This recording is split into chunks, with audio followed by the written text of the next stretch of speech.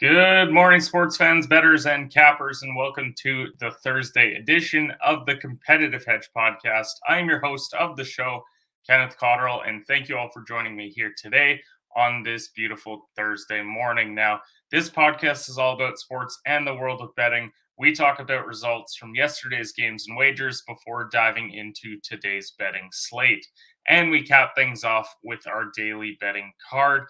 Before we get into anything today, we got to talk about our phenomenal sponsors over at Bet99, which is a Canadian sportsbook and casino that offers in-play betting, player props, a cash-out option, and many more great products. There are a variety of sports available on the website to bet on, including NHL, NBA, NFL, and EPL. Bet99 works smoothly on both desktop and mobile, and the mobile app can be downloaded from the website's homepage. Now, depositing and withdrawing funds is hassle-free with a number of well-known methods available to use, so you know your money is safe and secure. The website can be viewed in both English and French, and customer service is available 24/7 with their live chat option. So go to bet99.com today to make an account. Use code SHOOTERSON at sign up, and please gamble responsibly. You must be 19 plus years of age to do so. It is available to persons in Ontario only. And most importantly, if you have questions or concerns about your gambling or the gambling of someone close to you, contact Connex Ontario at 1-866-531-2600 to speak to an advisor free of charge. We also have the Saskatchewan number down below in the ticker as well for you. We want to make sure that you're gambling responsibly at the end of the day. So let's talk about yesterday. Another positive day for the show, 3-2 overall. A lot of close calls yesterday, honestly. Almost all of the plays came down to the wire. The Pacers and Knicks. Pacers were down 14 heading into the fourth. They made a late push, but unfortunately come up short on the plus 4.5 as they lose 119 to 113. Nashville plus 1.5 against the Leafs. 2-1 was the final there, and we were biting our tongue a little bit and nervous when Toronto missed the open net and they iced the puck there late, but we're able to pull out the Nashville win. We also had the Kings in regulation versus San Jose, another tight one. 4-3 was the final there. So a clean sweep on the ice, and then a split in college basketball as Alabama and Arkansas under 151.5. They finish at 153, and Duke Blue Devils minus 7.5. They cover by just a single point. In fact, they were down 9 at halftime. The bet looked dead, and then they had a massive second half to cover that spread. Now, when we're talking about some other headlines from yesterday, let's start with the two NFL injury news alerts, which is that no Lamar Jackson, no Tua Tagovailoa this weekend. So this begs the question, do either teams really have a chance heading into this playoff run? Now, Baltimore, they were plus 6.5 because it sounded like Lamar was going to go now that he's been ruled out. They are plus 8.5. With how the Bengals have been playing recently, they're the hottest team in the AFC heading into the playoffs, and I assume that the entire world is going to be on the Bengals here, but it's always tough to bet a spread like that. If you would have got it at 6.5, then I would say you should feel fairly comfortable, but division rival, now it's up to 8.5. Anytime you get past that full touchdown, it's always a bit of a gamble. So I think that if I'm looking at this one, the rest of the roster, it's relatively healthy. If they can get the run game going, maybe they can give the Bengals a bit of a run, but it's hard to bet on the Ravens after what the Bengals did in the playoffs last year. Now, the other AFC matchup, that being Miami and Buffalo, it was minus 10.5 when it sounded like Tua had a chance, even if it was a slim one, of going. He's now out. Bridgewater, he's questionable. I would give them a little bit more of a shot if Bridgewater actually goes, if they end up going to whoever their third string is. I forget his name, and that's how bad he's been. Then I would rule it out entirely. That line's now at minus 13. Again, another division game, but I'm not giving them much of a chance at when you're talking a double-digit spread in the playoffs. And for a team like Buffalo, all the emotions around that team and how good they've been in the past couple of years. Now, EFL Cup-wise, Manchester City are out yesterday, and we said both teams to score no, assuming that Man City was going to win 2-0, but they in fact lose 2-0 to Southampton. So They are officially out of that competition, and they're heading into a very crucial weekend in the EPL season because now they have to head to Manchester United at Old Trafford. And United have been rolling since they ditched Cristiano Ronaldo, which means that this is going to be a do or die game for their title hopes. Arsenal, they have to go to White Hart Lane this weekend as well. So honestly, just a pivotal weekend overall in the standings. If City, who are currently 5 points back, if they slip up and Arsenal doesn't, this lead could stretch to 7 or 8 points. But on the flip side, if City takes all 3 points, maybe Arsenal draws or loses to Tottenham, then the title race is back in a massive way. Either way, tune in early Saturday and late Sunday for some great footy action. Really looking forward to the second half of the EPL season. But with that, let's head over now. Let's look at the daily game slate. That's what we're here to do to make our official betting place for today. But before we do, let's play the daily game slate video.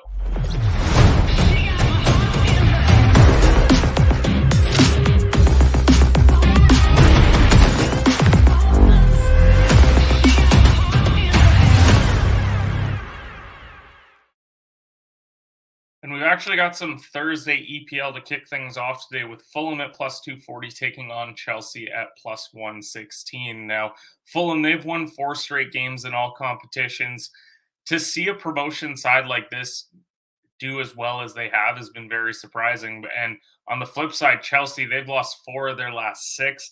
In fact, they just have 1 win in their last 8 games overall. So this is a pivotal one for Chelsea if they want to make a late season push, potentially get into Europa League action. It looks like getting into the actual Champions League may be out of the question. But when you sit 10th in the table, I think this is a good spot for them to potentially pick up a result.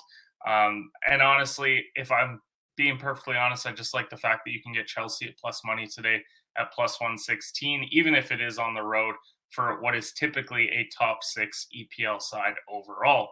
Now, NBA wise, we got 6 games tonight. Only 2 of them I'm really liking. And the big reason why is when we're looking at OKC and Philly. Yes, Philly's minus 9.5, and they just covered that against Detroit. But OKC's been much better than Detroit this year, and especially on the road. So when we start talking about can OKC keep it within single digits, I really think that they can. Do I like it enough to go and bet against Philadelphia when they're at home, how well they've played? No, I don't, so which is why I'm staying away. Now, Charlotte and Toronto, the Raptors are minus 7.5, but Toronto just hit 23s in their last game against Charlotte, a season high. Feels like it could be a letdown spot, but Charlotte's also so bad. I really don't want to back them either on the road today, so I wanted to stay away there. Milwaukee and Miami. Milwaukee's on a back-to-back, and I'm still waiting on a spread that I like today for this game. This is one where potentially later on in the day, maybe I'll take a look at, but with Miami minus 3.5 now is what the line is updated to.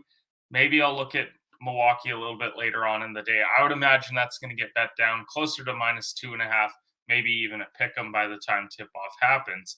And then Cleveland minus 1.5 versus Portland. They're terrible on the road against the spread. They're just 7-12-1. But I don't like Portland enough to pick them to win outright over this Cleveland team, so I'm staying away. But I do like Boston minus 3.5 and Brooklyn. Although I will say this much, I think if I'm playing anything out of this game, it would be the under, and a big reason why. The Nets don't have KD. That's obviously huge. They've still won 9 of their last 10 games. And we're talking about Boston last night. They're on a back-to-back. Brown dropped 41. Tatum dropped 31. So it's going to be tough to replicate that on the second night of the back-to-back. And they've gone under in 3 of the last 4 head-to-head. So if I'm playing anything, I'm probably playing the under in Celtics and Nets. Then Dallas minus 2.5 versus the Lakers tonight. After what I saw on Christmas Day, this Dallas game, I think it's going to be a very not close game. And they're 6-14 on the road against the spread. That's how much I don't like this Lakers team tonight. Now Dallas has won 3 of their last 5 road games overall, and they also covered in their last 6 against the Lakers. So minus 2.5 feels like fairly easy money tonight. Now we have a lot of NHL action tonight, 12 games happening. We're going to quickly breeze through the ones that we're not playing and why. Starting with Detroit and Toronto. Toronto on a back-to-back, even though they've dominated my Red Wings in recent matchups. Carolina and Columbus. I'm not playing a Carolina puck line or a minus 330 road money line as they take on Columbus tonight. I don't like Seattle and Boston because, as much as I love Seattle on the road this year, Boston's just been amazing in general, so it's a very tough one to bet. Vancouver and Tampa, I don't like a minus 260 for Tampa, who have won 7 of their last 10, but it's only been by an average of a single goal as well in this head to head matchup. So I'm staying away. Nashville and Montreal. Nashville's minus 150 on the road. Feels a little bit juiced, and that line appears to be moving more in Nashville's favor. And I can't back Montreal under any circumstance the way that they're playing. Calgary and St. Louis. St. Louis is on the fade list until further notice, even though they're at home tonight. And then to cap it off, Colorado and Chicago. I'm not taking a minus 315 on the road, as bad as the Blackhawks have been. So let's talk about the games that we do like. Dallas is plus 105 versus the Rangers, who are minus 125 at home. And I kind of dig Dallas today on the money line. They've won 7 of their last 10, including 4 of their last 6 road games. And the Rangers, they've just been okay at home this year. What I do like to see is that the Stars have won 6 of the last 10 head to head, and also 4 out of 5 overs, which I think favors Dallas in this matchup. And you got Winnipeg or minus 125 today, taking on Buffalo. Winnipeg have won 6 of their last 10, but they're only 1-3 on the road over that stretch. And Buffalo, they're winners of 7 of 10 games. So if I'm looking at anything tonight, I think that I would play the under, because in 5 of the last 6 matchups, they've gone under. And with it being at 6.5, I really love it when you can get to that spot. Hellebuck going for the Jets, it looks like. Anderson at home should be solid enough for this to be a relatively low scoring game. Minnesota and the Islanders, pure pick 'em at this juncture, and both teams are playing 500 hockey right now. I do like the over, though, in this matchup. They've gone over in 5 of the last 8 head to head. And Fleury and Sorokin, they're both serviceable goaltenders. I don't love them enough, though, to believe that they can keep this as a low scoring game. So give me the over 5.5 as one that I really like. Ottawa on the road against Arizona today. And it's weird to say that I like Arizona tonight. I don't say that very often in the NHL, but they've won 3 of their last 5 home games. Ottawa's lost 3 of their last 4 on the road as well. And when we're talking head to head, you don't say this very often, but Arizona's dominated. They've won 7 of the last 10 against Ottawa. Yes, they're on a 6-game losing streak, but I think that could end tonight at home. And then the final NHL play is Florida versus Vegas. Florida, they've won just 2 of their last 6 road games, and they're just 9-13-1 on the road this year. Vegas, on the other hand, they've won 4 of the last 5 head-to-head matchups, including all 3 at home. So it feels like a really good spot to bet Vegas, who were minus 130 last night. And in college basketball-wise, we've got 3 ranked teams playing today. Only one of them, though, really feels right. You got Utah versus number 7 UCLA. When you start seeing minus 13, though, in a conference rivalry like this, and the over-under line is around 134, 135, I just think it's a really tough spot for them to cover. We're basically saying that UCLA has to go and put up 75 points tonight, and Utah to only score 60. I think that's a really tough spot, so I don't love either side. And then number 9, Arizona versus Oregon State. Again, this is another steep number. I know that Oregon State have not been good this year, but to see that kind of number, a 17 number on the road in a conference game, it's now moved to 15.5.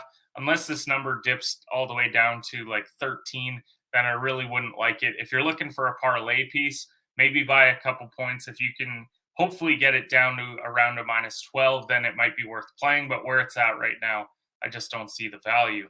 Now, the value that I do see, number 8, Gonzaga taking on BYU. And Gonzaga, they have a half dozen point spread right now in this one. We got it at minus 6 yesterday, but minus 6.5 now. That could continue to move in Gonzaga's favor, just based off of how they've played BYU in previous years. Gonzaga, they're just 5-11 against the spread this year. BYU is about 500 in that regard.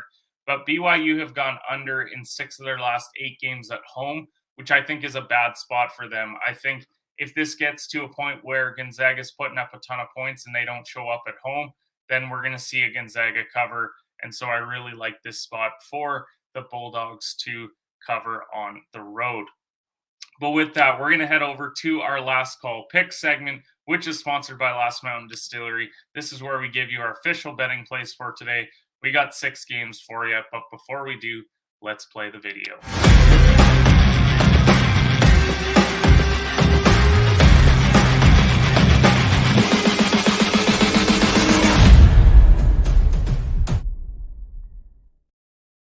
Last Mountain Distillery is family owned and operated, located in Lumsden, Saskatchewan, the heart of grain country. Saskatchewan's first micro distillery's success lies in their commitment to producing high quality, handcrafted spirits. Their craft distilling process brings out the full flavor of the grain and leaves a smooth finish unlike any other. Their holiday seasonal releases are still out now. Their famous cherry whiskey, chocolate hazelnut truffle liquor, and new local candy cane vodka. Go and check them out. Really love their old fashioned as well. One of my favorite products that I've had and one that I always keep in my liquor cabinet. So appreciate them over there at Last Mountain Distillery. But we want to go ahead and have another profitable day. We want to make it 3 straight days for the show. But we're tired of going 3-2. We got 6 plays for you here today. At worst, we want 4-2 today. And so we're going to start with our EPL play that we talked about earlier, which is Chelsea Moneyline versus Fulham at plus 116. This is a 1-unit play. In fact, we've got a few plus money plays for you here today. But Chelsea, they just brought on Joao Felix on loan. Now, he likely won't go today, but I do think that's going to boost their spirits a bit, given they've been in such poor form. What I'm really banking on is that I really think Fulham is going to come back down to earth at some point. 4 straight wins in all competitions is really difficult when you are a promotion side like this. And so I think that now they are going to struggle at home and Chelsea will pick up the result. As I said earlier, I'm going to play the Wild and Islanders over 5.5 at minus 120. This is our favorite play of the day on the ice. And it's because in his last 4 starts, Marc-Andre Fleury, he's given up 3.5 goals per game. Sorokin's last 4, he's giving up 2.5. Both teams are averaging over 3 goals per game and almost giving up 3 as well. I just think it's great value when you've got that 5.5 line and neither goaltender you're truly sold on to have a great night. So I'm going to play the over 5.5. We're also going to head over and we're playing the Arizona Coyotes money line versus the Ottawa Senators at plus 140. And the Coyotes, they're 7-5-2 at home this year, whereas Ottawa is just 7-9-2 on the road. Arizona's also on that 6-game losing streak, like I said. I think it's their get-right spot. Veg Milk is on a 5-game losing streak as well. Both of those are coming to an end tonight as the Coyotes are going to pull out a W at home. Then you got the Vegas Golden Knights versus the Florida Panthers. I said Carolina. Wow. Florida Panthers, and I love the money line at minus 130. Logan Thompson, he's won 2 of his last 3 starts. So overall, I like this home spot for him. And anytime you've got overpaid Bobrovsky in net, who's 10-12-1 for a great Florida team, I think it's a good spot. Florida's below average road record's what put it over the top for me. And so I'm banking on the Golden Knights to get it done. Then NCAA-wise, I like the Troy Trojans minus 2.5 versus the Georgia State Panthers. It's a 1-unit play at minus 106. And Troy, they're averaging almost 9 more points per game on the year, and they're pretty even defensively. The Trojans are also 9-5 against the spread this year, and they've covered in 5 of their 8 road games, whereas Georgia State, they've only covered in 3 of their 9 home games, and they've gone under in 5 of 10. Which I just don't think favors them in this matchup. I think Troy's going to get it done, and they'll win pretty comfortably on the road today. And then to cap it off, we talked about it earlier, Gonzaga Bulldogs minus 6 versus the BYU Cougars. This is a 2-unit play. Gonzaga have been awful at covering this year, but I love this spot tonight. They've won 9 of the last 10 head-to-head against BYU, averaging almost 89 points per game over that stretch. Now, I don't quite see them getting to 89, but I think 80 to 85 is doable, and the defense is good enough where they're going to hold BYU to around 70 points. Those are our plays for today. Really appreciate everyone who tunes into our live show every single day, and we'll see you guys tomorrow for the Competitive Hedge podcast.